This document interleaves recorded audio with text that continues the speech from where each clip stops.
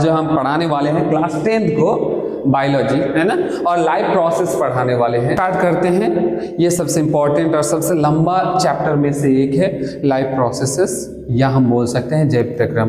तो इसको आराम से आसानी से समझाने का कोशिश करेंगे। आप लोग देखते रहिए मेरा वीडियो और अंत तक ज़रूर देखिए। अगर वीडियो अच्छा लगे तो शेयर ज़रूर कीजिएगा। इससे क्या होगा कि दूसरे बच्चों को ये जानकारी प्राप्त होगा और वो अपना स्कोर करेंगे अच्छा। तो आते हैं, व्हाट इज लाइफ प्रोसेस, जैव प्रक्रम क्या है। तो जीवों के अंदर जो भी प्रक्रियाएं चल रहे हैं, जो जीवन के लिए जरूरी है, लाइफ के एग्जिस्टेंस के लिए जो भी प्रोसेस अंदर चल रहा है, उसी को बोला जाता है लाइफ प्रोसेसेस या जैव प्रक्रम बोला जाता है। अगर ये प्रोसेसेस नहीं चलेगा तो जीवन का अंत हो जाएगा। क्या है कि हम डेथ कर जाएंगे। तो इसी को एक एक करके हम पढ़ाएंगे, एक एक टॉपिक को, कौन कौन सा है ऐसा प्रक्रिया है जो जीवन के लिए चाहिए या लाइफ के एग्जिस्टेंस के लिए चाहिए। ठीक है, तो सबसे पहले न्यूट्रिशन, जो सबसे इम्पॉर्टेंट में से एक है। अगर ये न्यूट्रिशन ना होगा तो, अगर खाना पीना अगर नहीं हो, न्यूट्रिशन अगर नहीं ले, तो हमारे सेल डेड कर जाएगा, क्योंकि हमारे सेल को न्यूट्रिशन चाहिए ही चाहिए। इसलिए सबसे इम्पॉर्टेंट भी है न्यूट्रिशन। आगे बढ़ते हैं, ये भी जरूरी है। अब हम न्यूट्रिशन तो ले लिए, लेकिन न्यूट्रिशन लेने के बाद उसका जरूरी है उससे एनर्जी गेन करना। न्यूट्रिशन से ही हमें एनर्जी मिलता है, तो एनर्जी जो बनेगा उसके लिए रेस्पिरेशन जरूरी होता है। तो रेस्पिरेशन क्या होता है, ब्रेकडाउन होता है किसका, वो जो हम न्यूट्रिशन लिए, ग्लूकोज लिए, उसका ब्रेकडाउन होकर छोटे छोटे पार्ट में डिवाइड करता है। इससे ही एटीपी रिलीज होता है। इसको भी हम आगे एक्सप्लेन करेंगे आराम से। इसीलिए तो बने रहने के लिए बोल रहे हैं कि मेरा जो है वीडियो को आराम से देखिए और समझें, और हो सके तो दूसरे बच्चे को भी ये शेयर करें, क्योंकि ये इन्फॉर्मेशन उस बच्चे तक भी पहुंचे। अगर गार्जियन है तो उसको भी बोल रहे हैं कि अपने बच्चे को दीजिए और आराम से समझने में उस बच्चे को या आपके बच्चे को मदद करें। ठीक है, एक और प्रोसेस है, ये प्रक्रिया है ट्रांसपोर्टेशन। अब हमें क्या है, हम न्यूट्रिशन तो ले लिए, हमारे पेट में चला गया, चला जाने के बाद एब्जॉर्ब हो गया, लेकिन ये सेल तक पहुँचे तो उसके लिए रास्ता होना चाहिए। ट्रांसपोर्टेशन बहुत इम्पॉर्टेंट है, क्योंकि पूरा बॉडी में उस न्यूट्रिशन को भेजना भी रहता है। इस वजह से ट्रांसपोर्टेशन इम्पॉर्टेंट है। अब लास्ट है, और भी ऐसे हैं, रिप्रोडक्शन भी, लेकिन जो ये मेजर चार जो है प्रोसेस, ये बहुत इंपॉर्टेंट है। तो एक्सक्रीशन आते हैं। अब हम जो न्यूट्रिशन लिए, अब हम कोई भी चीज़ से हम खाए और वो हमारे बॉडी में गया, तो बॉडी से इसे बाहर निकालने का भी ज़रूरत है, क्योंकि हम प्रोटीन लेते हैं, फैट लेते हैं, कार्बोहाइड्रेट लेते हैं। तो ये सारा चीज़ नाइट्रोजन वेस्ट के रूप में होता है और ये इसे बाहर निकालना हमारे लिए ज़रूरी होता है। तो आते हैं, इस सारा प्रोसेस को हमें जानना है। तो लाइफ प्रोसेसेस क्या है कि लाइफ के क्या है, बेसिक फंक्शन को क्या करते हैं, है ये, और ये बेसिक फंक्शन है जिससे अलाइव रहता है, जीवित रहता है प्राणी। ठीक है, तो आगे बढ़ते हैं।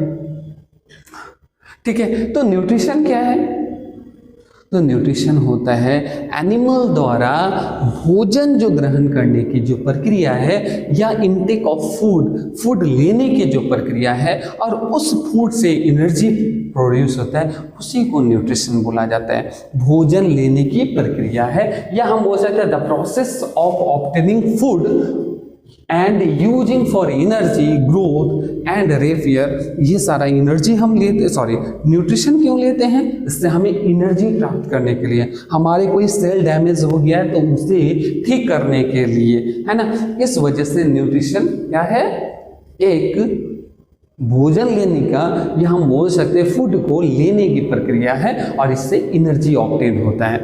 ठीक है, तो अब आते हैं न्यूट्रिशन कितने टाइप के हैं, है ना। तो न्यूट्रिशन जो है ये मेनली 2 टाइप का है ना।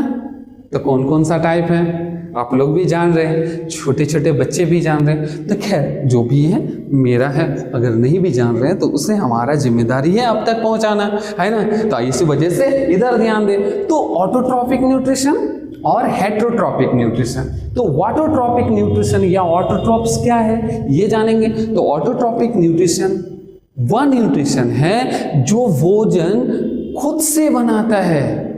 ऐसा तो नहीं, मेरी मम्मी भी तो खुद से बनाते हैं।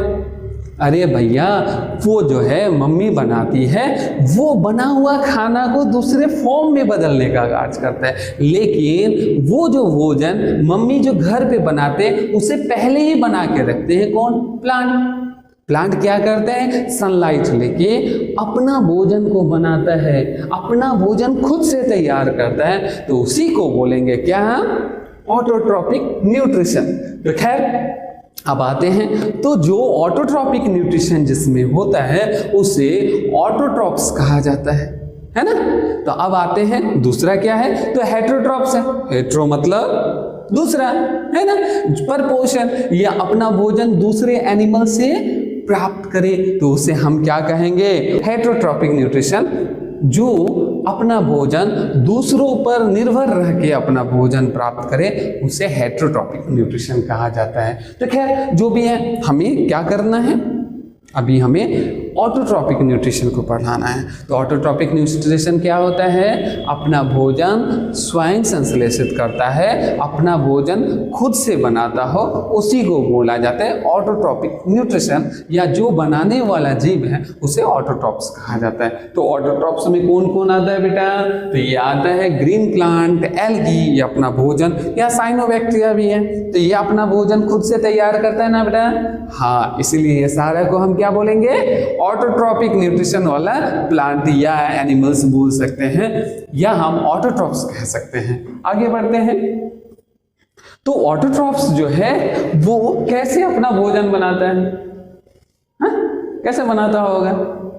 तो आप लोग को पता है ना कि वो फोटोसिंथेसिस के द्वारा बनाता है, जिसे हिंदी में क्या कहा जाता है? प्रकाश संश्लेषण कहा जाता है ना। तो प्रकाश संश्लेषण होता क्या है?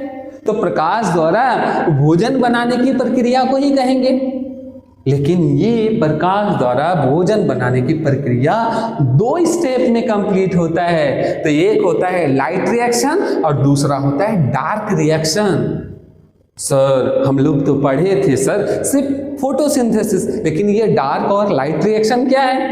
तो आते हैं बेटा, ये लाइट रिएक्शन क्या है? तो जो रिएक्शन लाइट के प्रेजेंस में हो, मतलब लाइट चाहिए, सनलाइट चाहिए, और हमारे जो लिप है वहां पे जो रिएक्शन हो रहा होता है उसी को हम लाइट रिएक्शन, मतलब हम कह सकते हैं लाइट रिएक्शन मतलब होता है कि लाइट द्वारा होने वाला रिएक्शन। डार्क रिएक्शन मतलब उसमें लाइट का कोई डायरेक्ट नीड नहीं होता है, कोई डायरेक्ट जरूरत नहीं है लाइट का। अब ले सर तब ये रात में? नो बेटा नो, रात में नहीं, दिन के टाइम ही होगा, लेकिन इसके लिए लाइट का जरूरत नहीं होता है। इनडायरेक्टली ये काम करता है बिना लाइट का, लेकिन लाइट रिएक्शन का प्रोडक्ट का यूज करके ये रिएक्शन होता है, और ये दिन के टाइम में होता है। लेकिन लाइट रिएक्शन उसको कहा गया, इसको डार्क रिएक्शन क्यों? क्योंकि इसमें डायरेक्ट सनलाइट का जरूरत नहीं होता है, इसलिए। अब आते हैं लाइट रिएक्शन। तो लाइट रिएक्शन जो होता है वो ग्रैना में होता है, क्लोरोप्लास्ट। आप लोग जानते हैं क्लोरोफिल होता है क्लोरोप्लास्ट में, तो क्लोरोप्लास्ट के ग्रैना में या थैलेकॉइड में होता है कौन सा रिएक्शन होता है? लाइट रिएक्शन होता है ना। अब आते हैं, इसके लिए हमें क्या चाहिए? सनलाइट चाहिए, वाटर चाहिए और क्लोरोफिल चाहिए, क्योंकि लाइट रिएक्शन जो है वो सनलाइट के प्रेजेंस में होता है। तो सनलाइट तो चाहिए ही चाहिए, और सनलाइट को एब्जॉर्ब करने के लिए हमें क्या चाहिए? क्लोरोफिल चाहिए। लेकिन सनलाइट और क्लोरोफिल, लेकिन ये वाटर का क्या जरूरत है? तो पता है ये लाइट रिएक्शन में बनता है, एनर्जी बनता है। तो एनर्जी बनाने के लिए इलेक्ट्रॉन का जरूरत है ना। इलेक्ट्रॉन का जरूरत है क्या बनाने के लिए, एनर्जी बनाने के लिए। लेकिन वो एनर्जी बनाने के लिए इलेक्ट्रॉन कहां से आएगा, तो सनलाइट जब वाटर में पड़ता है तो वाटर का स्प्लिट होता है, वाटर टूटता है, और वाटर टूटने की वजह से क्या होता है, इलेक्ट्रॉन निकलने का कार्य। तो ठीक है, वाटर का स्प्लिट करने से हाइड्रोजन निकलता है, ऑक्सीजन निकलता है और इलेक्ट्रॉन निकलता है। और जो हमें मिलता है ना बेटा ऑक्सीजन, पता है वो वाटर से ही ऑक्सीजन निकलता है। हम लोग बोलते हैं फोटोसिंथेसिस से क्या निकलता है, भोजन भी बनता है और ऑक्सीजन भी निकलता है। तो ऑक्सीजन किससे आया, ये वाटर से आता है बेटा, ठीक है। अब आते हैं, ये जो है लाइट रिएक्शन से एटीपी एनर्जी मॉलिक्यूल का फॉर्मेशन होता है। और क्या होता है, हाइड्रोजन जो आयन है उससे NADPH, दोनों ही एनर्जी है। NADPH जो है ये ETS में जाएगा, इलेक्ट्रॉन ट्रांसपोर्ट सिस्टम में, और वहां जाके क्या बनाएगा, वहां जाके ATP बनाएगा, ठीक है। तो थैंक यू सो मच, इतना ही रहने देते, आगे फिर इससे रिलेटेड वन शॉर्ट वीडियो बनाएंगे। आप लोग को अच्छा लगेगा तो जरूर शेयर कीजिएगा प्लीज, है ना। Thank you so much.